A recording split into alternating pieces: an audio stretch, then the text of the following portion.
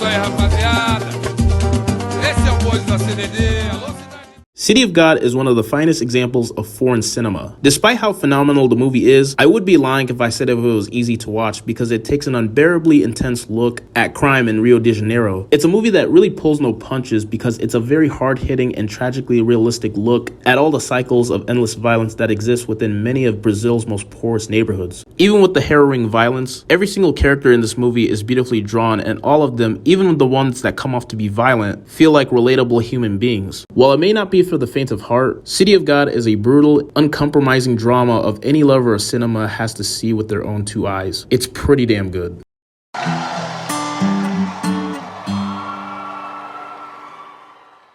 Now, this is, without question, my absolute favorite romance movie of all time. It's such an endearing romance flick that looks at important issues like substance abuse and how fame can negatively affect a person. The chemistry between Lady Gaga and Bradley Cooper was absolutely phenomenal, as I really bought them as a believable couple because the way it felt organic, and they did such a superb job for making us feel like they would actually fall in love. Bradley Cooper really surprised me because I always saw him as the guy from the Hangover trilogy, but when it came to this movie, not only did he prove that he can be a fantastic director, but also a versatile actor as well. With overall great acting and even an outstanding soundtrack, A Star Is Born was truly captivating and heartwarming with very believable emotions, and it definitely deserved all the accolades it got.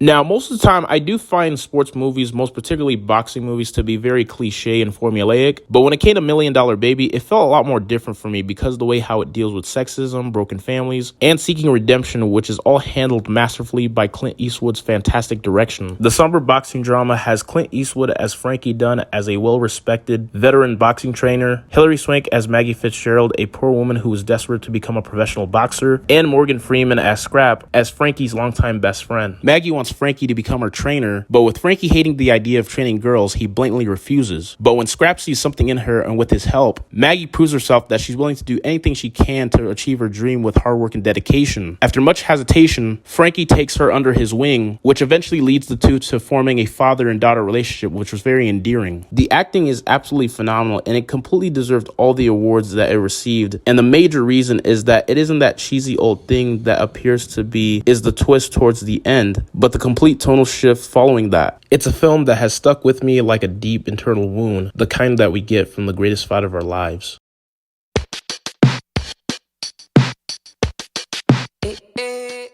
It's truly a miracle that Spider-Man Into the Spider-Verse turned out to be the huge success that it was. I'll never forget watching it on opening night at the theaters and just being blown away for how magnificent it turned out to be, because it was way better than I expected it. The visual design of this movie is just absolutely beautiful to look at because it gives you an impression that you're stepping into a comic book brought to life. It has a great story about heroism and fate as we're introduced to Miles Morales, whom is a young kid who accepts his destiny as Spider-Man as he teams up with multiple alternate versions of himself as he's thrown in headfirst into a battle to save the multiverse. It takes a deep dive into the legacy of Spider-Man as both a hero and a fictional icon, and at every turn it makes the most of its genre-bending multiverse setup and wide array of villains. Spider-Man Into the Spider-Verse is a film that definitely deserved all the praise and accolades that it received. It's gorgeous and uplifting as any comic book movie that you'll ever likely to find, and I am more than stoked to see how they're able to follow this up with Across the Spider-Verse, and I'm just hoping it'll just be as brilliant as this, so definitely gonna keep my fingers crossed.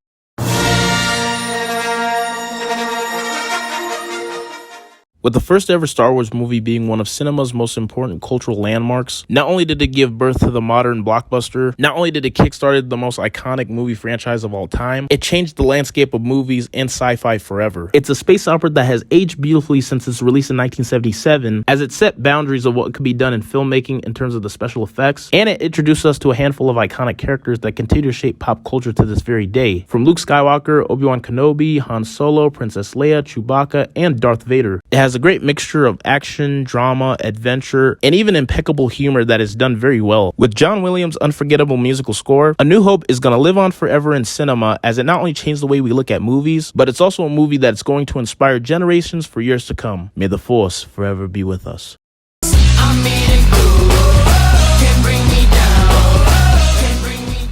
Now, I'm a huge fanatic of coming-of-age stories, and when it came to Dope, it's one of the few movies that I instantly loved on the first viewing. This movie to me is what you get when you combine The Goonies and Boys in the Hood in like one combination. It's a film that resonates with me a lot because of the way how I easily relate to the story and the character Malcolm, who's a 90s hip-hop geek who aspires to go to Harvard Law School, but after getting involved in bad situations with the wrong crowd, he has to do everything he can to stay true to himself while surviving the mean streets of Inglewood, California. Because like what Dr. J said on California Love, Inglewood always up to no good. Shameik Moore's breakthrough performance was just absolutely fantastic because how his character Malcolm came off to be so convincing as a character who was very sympathetic while also very compelling. Dope is a movie that I think is massively underrated, and it deserves way more love than it gets because it's a movie that delivers a message that it doesn't matter who you are or where you came from, you can make it anywhere you go as long as you apply yourself and work hard.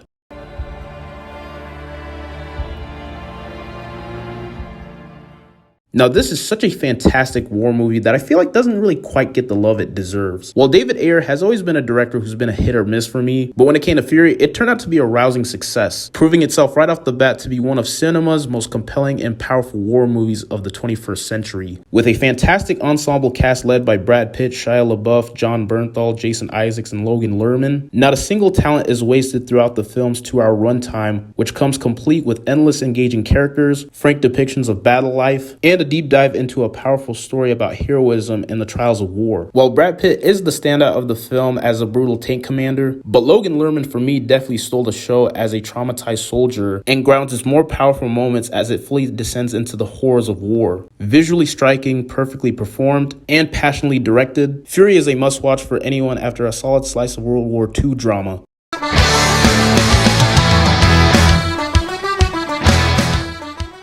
The Departed showcases vintage Martin Scorsese. Based off the 2002 Hong Kong movie Internal Affairs, it's an epic crime drama where we see Martin Scorsese infuse the source material with the story of deception and intrigue that lingers on after the curtain comes up. It has Leonardo DiCaprio as a cop posing as a gangster, while Matt Damon is a gangster posing as a cop with the aim of the game is to get information on the other side. Scorsese brilliantly uses the conceit to pose deep questions about the manner of loyalty and identity and to stage some exhilarating edge-out-of-your-seat sequences. With many twists and turns and even a show-stealing performance with Mark Wahlberg as Sergeant Nignum, definitely makes The Departed one of Martin Scorsese's best works.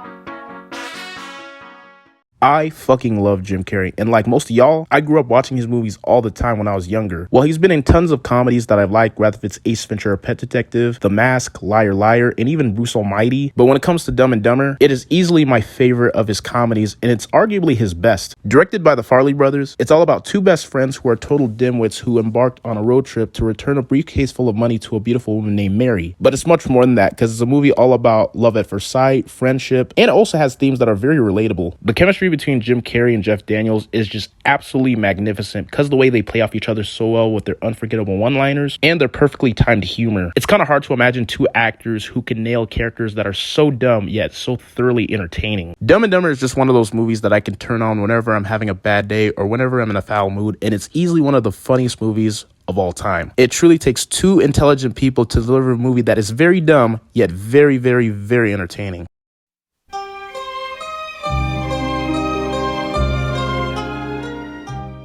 Often regarded as the greatest movie ever made, The Godfather has aged like a fine glass of red wine and can be seen again and again and always offer up something new for critics to find. At its heart, the film is incredibly dark and gritty, but it's so hypnotic and easy to watch that its intimidating runtime slips away without fault. From the cinematography, the dialogue, the ensemble cast, the character development, and the examination of a relationship between a father and a son, it's a film that pretty much represents what filmmaking is and what it should be all about. The Godfather is a masterpiece of tension and character development, and it'll live on in cinema history forever.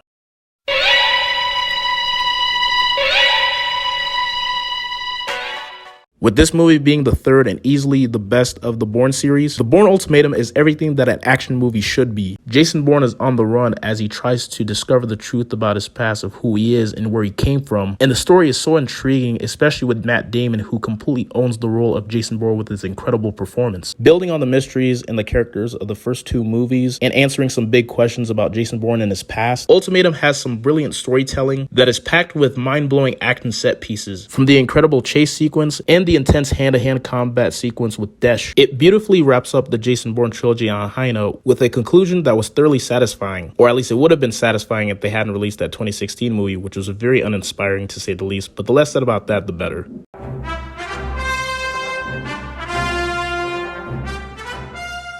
Back in the summer of 1981, Steven Spielberg would partner up with his buddy George Lucas as they would grace the world with one of the most iconic characters and movies of all time with Indiana Jones and the Raiders of the Lost Ark. To say that Raiders of the Lost Ark is the perfect action-adventure movie would be a massive understatement, because with the combination of the mind of George Lucas and the expertise of Steven Spielberg, should you expect anything less of this movie being less than extraordinary? Harrison Ford was born to play Indiana Jones, as he perfectly captures the vulnerability and the charm of the character. It amazes me the way how he transitioned from playing Han Solo in the Star Wars trilogy to playing Indiana Jones. They're two of the top 10 most iconic movie characters of all time, and he portrays both characters both to perfection.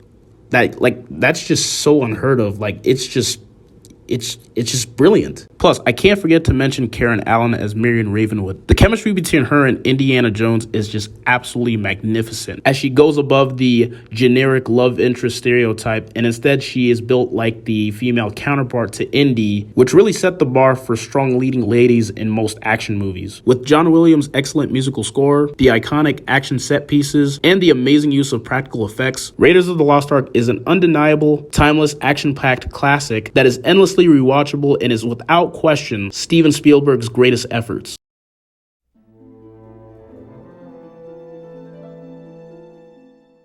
With the original Fox X-Men movie reinvigorating the comic book movie genre back in 2000, X2 X-Men United would be a huge improvement by cranking things up to 11, as it beautifully adapts from the 1982 graphic novel God Loves, Man Kills. What I really love about X2 is the way how it did such a superb job by digging deep to create parallels with issues in society. It allowed us to see these characters that were introduced in the first movie fleshed out into more than just superheroes. Characters with complex emotions, complicated past, and they acted as powerful symbols for anyone who's ever felt like an outcast for whatever reason, whether if it's because of the color of their skin or their sexual orientation. In addition, this movie is packed with a handful of excellent action sequences, from the fantastic opening sequence with the White House invasion introducing us to Nightcrawler, to Wolverine's rampage during the X-Mansion invasion, and even Wolverine's showdown with Lady Deathstrike. Oh, and I can't forget to mention the brilliant cliffhanger with Jean Grey sacrificing herself to save the X-Men, teasing the Dark Phoenix storyline, and although the results of that may have been very anticlimactic in X-Men The Last Stand, it still was a great moment nonetheless. X2 X-Men United is a movie that is worth acknowledging and worth celebrating. Not only is it one of the best entries in the Fox X-Men movie franchise, but in my opinion, one of the best comic book movies.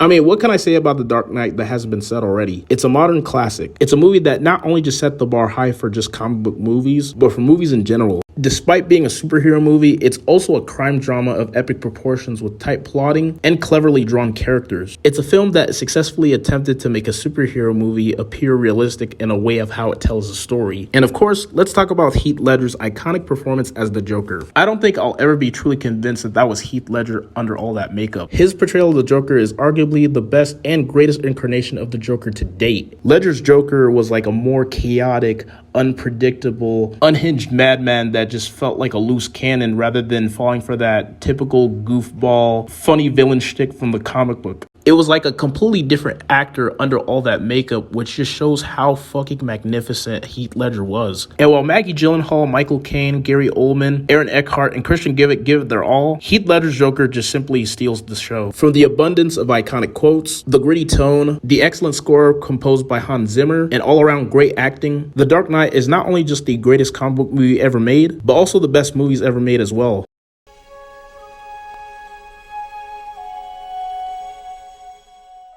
The Green Mile is a movie that never fails to make me shed a tear. The Green Mile's themes of morality, justice, and judgment infuse what could be seen outwardly as a silly concept with a maturity and realism that makes the movie one of Stephen King's most beloved cinematic adaptations. The late Michael Clark Duncan was just absolutely amazing as John Coffey, a giant man who was falsely accused of killing and raping 2 young girls. Despite his huge stature, John Coffey is presented as a character who is gentle, angelic, and almost childlike figure who possesses gifts of magical healing powers. It has such a charming way of tugging at the audience's heartstrings and showing people that you shouldn't always judge a person for what they look like, but who they are as a person, and how that particular person can have a positive effect on you. Despite what seems like a depressing subject matter, the almost unearthly goodness of John Coffey creates such a touching, mysterious, and uplifting tone that is made more resonant by the seeming injustice of the conclusion of The Green Mile. Turn a little faster, come on.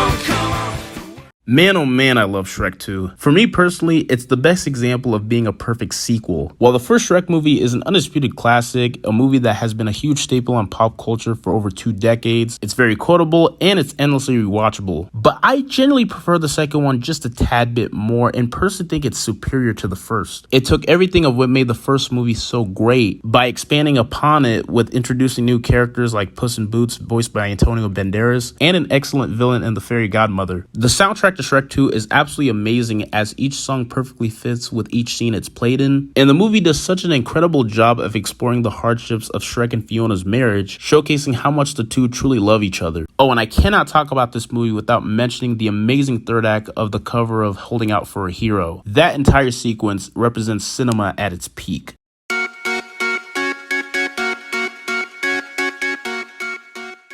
When watching American Honey for the first time, I had no clue how much it would affect me in the aftermath. It's such a perfectly crafted masterpiece that is both a road trip movie and a coming-of-age odyssey that is luxurious to look at and dazzling to contemplate. It was so fascinating to me to learn that almost every actor who was casted in this movie were non-professional actors, which was very appropriate for a movie where nothing feels like it's being performed, which gave it a vibrantly authentic feel to it. And it had such a tremendous way of creating meanings through animal symbolism. Boosted with an amazing soundtrack full of electro-pop, country, and rap songs that will be stuck in your head, American Honey is a film that is such an exhilarating spectacle that shouldn't be overlooked.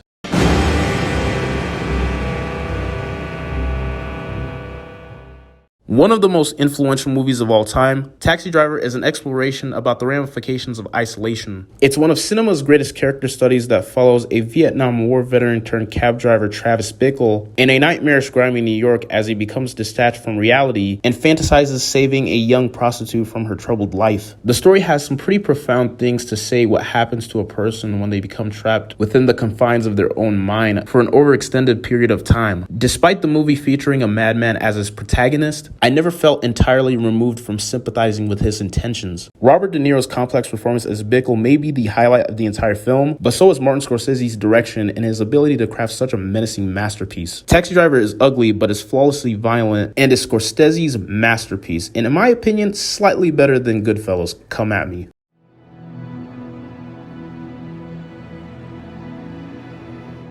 In A Tale of Magicians and Wizards, The Prestige feels like Christopher Nolan at its core, as it speaks to his overall philosophy when it comes to storytelling and themes that are prevalent in nearly every single one of his films. It tells the story about two magicians played by Hugh Jackman and Christian Bale, how they initially start off being very good friends to being bitter rivals, which leads on a lifelong battle for supremacy. With the themes of obsession and sacrifices, Christopher Nolan did such an outstanding job of showing how their toxic hatred for each other not only affects them, but the people around them. From the cinematography, the brilliant screenwriting, and the impeccable cast of actors, including a cameo from the late great David Bowie, The Prestige is a movie that smartly keeps its cards pressed firmly to its chest, and overall it's an underrated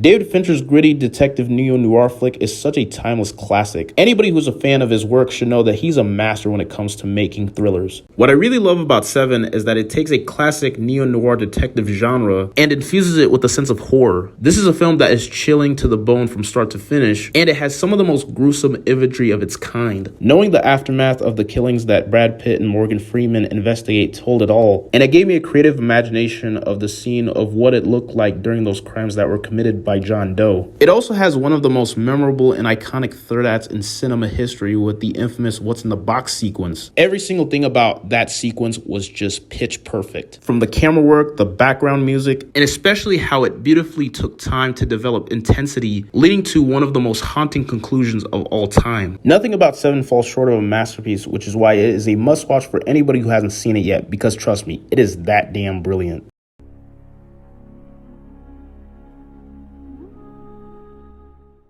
Now, to me, this is the textbook example of how you end a long-term movie franchise perfectly. While there have been tons of film series that have tried but failed miserably when it comes to quote-unquote sticking the landing, but Harry Potter and the Deathly Hallows Part 2 really just hit the ground running from start to finish. Director David Yates had a very challenging task of wrapping up the most popular film franchise since Star Wars in a way that would even satisfy the most diehard Harry Potter fans like myself, and he really knocked it out of the park. This is a movie that is a payoff in every sense, from the emotion, action, and relationships, to the musical score, the pacing, the story direction, the striking visuals. Everything was just so brilliantly done well. Not only were the set pieces exhilarating, but they're anchored by characters that I grew to love over the course of 8 movies, and it had such a masterful way of cramming in moments that make you jump for joy, and even moments that were tear-jerking. Harry Potter and the Deathly Hallows Part 2 really just felt like the grandest of finales, as it's a movie that is emotionally powerful, uplifting, magical, and overall such a remarkable conclusion to the Harry Potter film franchise as a whole. Chef's kiss.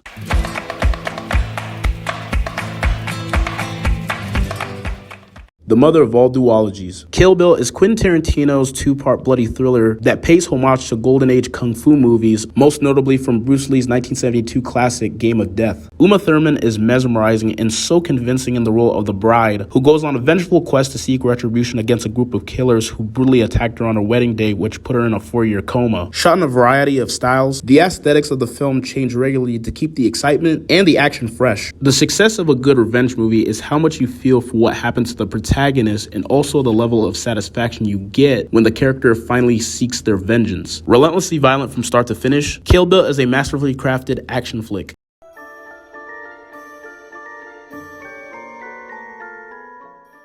Now, there have been tons of comedies that have always shaped my sense of humor, whether if it's Friends, Martin, Friday, My Wife and Kids, White Chicks, and even The Fresh Prince of Bel-Air. But when it comes to the original Home Alone, it is easily the #1 comedy that always takes the cake for me. Home Alone is simply that one movie that I don't think anybody could hate. It's the one movie that I can rewatch on repeat and I'll never get tired of watching it. The humor never gets dull and it never fails to crack me up. It used to make me laugh all the time when I was a kid, and even in my early 20s, it still makes me laugh. The fact that this is a comedy that has been consistently funny for me throughout my entire existence just speaks volumes. Home Alone is the perfect holiday comedy that's filled with such hilarity. It has heartwarming scenes that are just absolutely beautiful, and it's something I can rewatch any day of the week whenever I'm in a foul mood or whenever I'm in the mood for a good laugh. They certainly don't make movies like this anymore.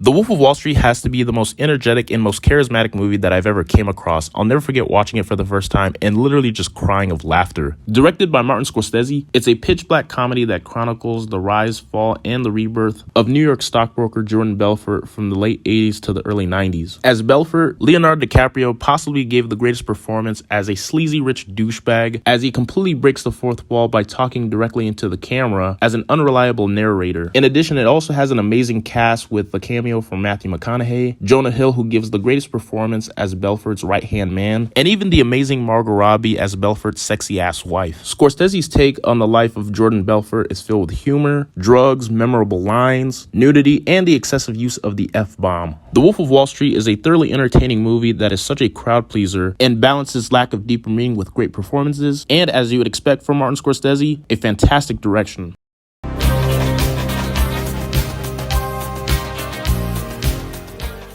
Filled with guns, excessive violence, luxurious cars, and heavy drug use, Scarface demonstrates the self-destruction of Cuban immigrant Tony Montana, from his meteoric rise as a drug kingpin to his eventual downfall. Al Pacino gave one of the most unforgettable performances ever put to screen. Despite the character committing deplorable acts, director Brian De Palma did such a masterful job of making us empathize with the character of Tony Montana by perfectly illustrating a story about a ruthless underdog scratching and clawing his way to the top by achieving the American dream. It's undoubtedly one of the best gangster movies ever made, not just because of the subtlety and glamour where the others had their strengths, but for something that is superior to the others of the same genre. It's cruel, it's raw, and it's thoroughly enjoyable to watch from time to time.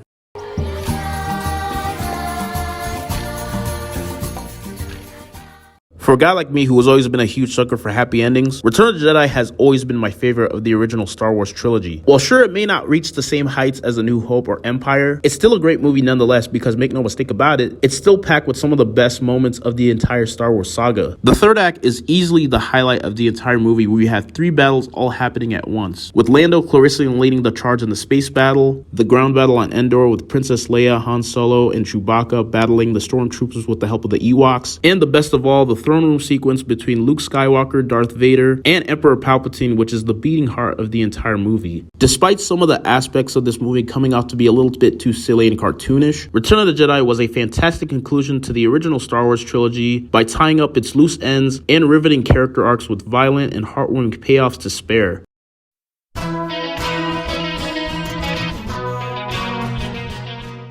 Mean Girls to me is the quintessential teen movie. You could honestly make me go on an endless loop rewatching this movie nonstop for an entire week and I'll still love it. While most people could look at Mean Girls as some typical generic chick flick, but for me personally, I would beg to differ wholeheartedly. Superbly written by Tina Fey and based off the nonfiction novel Queen Bees and Wannabes, Mean Girls avoided all the cliches as much as possible while hitting all the right touchstones for a great chick flick that is funny, charming, and heartfelt. Even with Mean Girls being a comedy, Mean Girls has such a tremendous way of addressing issues like bullying and the constant pressure that teenagers face to fit in high school. Plus, it's one of the most quotable movies of all time, which makes sense of why it's become a huge staple in pop culture since its release in 2004.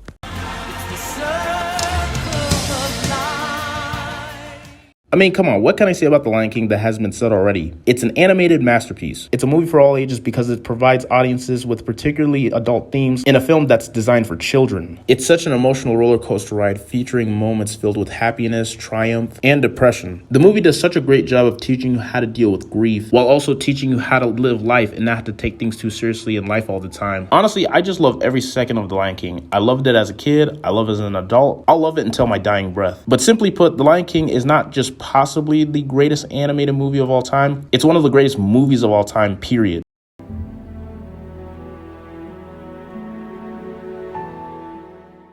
American History X to me is such an important movie. I'll never forget watching it for the first time and being completely blown away. It really opened my eye to the world of racism and showing me how cruel human beings can be sometimes. It beautifully demonstrates the philosophy of hate as the story follows neo-Nazi Derek Vineyard, who was sentenced to 3 years in prison after killing 2 black men. Once he is released, he has to do everything he can to repair his life, his family, and preventing his brother Danny from going down the wrong path that he went before it's too late. Edward Norton's performance was absolutely remarkable as he completely envelopes the character of Derek Vineyard as we see him evolve from being a despicable racist in the first half of the film to becoming very wise and learning from all the mistakes of his old ways. American History X is a movie that will force you to open your eyes to harsh realism, and although there are some aspects about this movie that are a bit uncomfortable and disturbing, it'll definitely make you take notice.